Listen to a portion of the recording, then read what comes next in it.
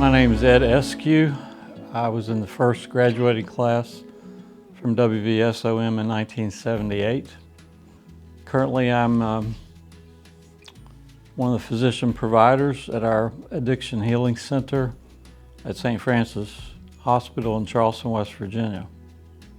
I had graduated from Wesleyan College and I was working as a medical technologist.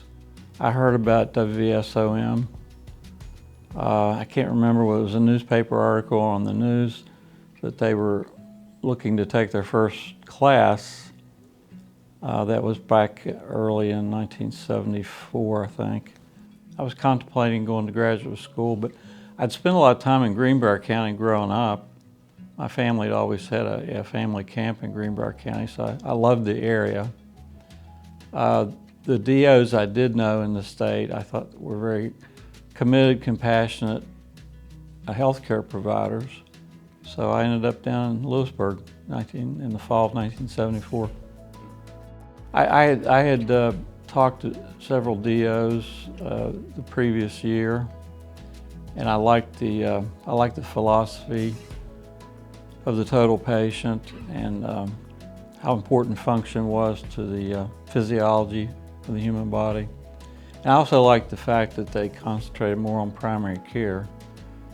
Yeah, there were a lot of unknowns. When we started, we were still a private medical school. We were in the process of hoping we would become a state-supported medical school, but it was still kind of up in the air.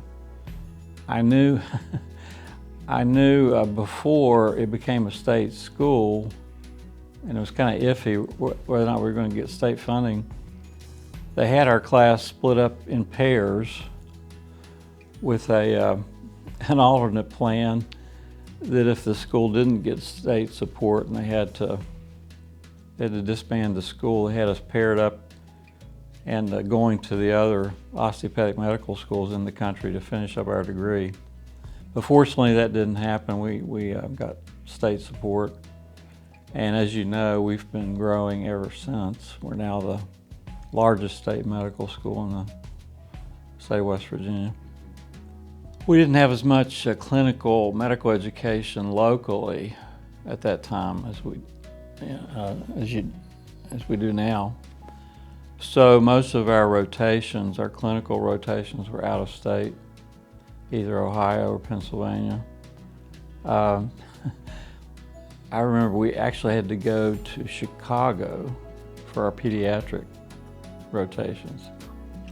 We used to have a joke, the only required reading right now is the Rand McNally Road Atlas, because I always figure out where our next rotation was going to be. But the hospitals and institutions that provided those clinical rotations for us were really great. They were great with accommodations, and they already had other osteopathic students, so we kind of just fit in. But I tell you, I spent a lot of elective time at the Cleveland Clinic my junior and senior years. Whenever I had an elective month, I would go up there, and they already had DO students rotating through Cleveland Clinic, and they had DOs on staff at Cleveland Clinic in their various subspecialties.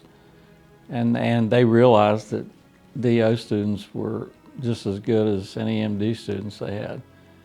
So I didn't have as many barriers. I know we didn't have as many barriers in the 70s as a lot of the DOs practicing in West Virginia had to deal with, like after World War II, probably through the 50s and 60s. It's gotten better. The acceptance of DOs versus MDs has continued to get better. And I don't see any biases anymore. Haven't for a long time. If you talk to any of us from that class, Dr. Sharp, Roland Sharp, is a legend. He continued to motivate us and keep us inspired. But I never will forget, he always talked about being a DO, it's like having the icing on a cake. He always reminded us that instead of feeling less than, we ought to always feel more than. And basically, the DO degree is we get the same training an MD does, plus the extra training in manipulative therapy and how important function is to physiology.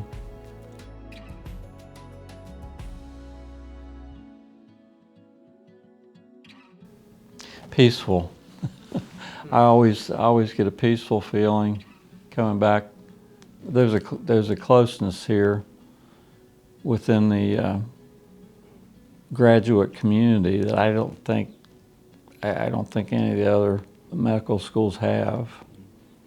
And you know, every time I visit the campus, it's kind of like coming home. You know, I may not have used that term a whole lot at the time, but looking back on it, I have a certain amount of peace and serenity associated with those years and my degree and my experiences.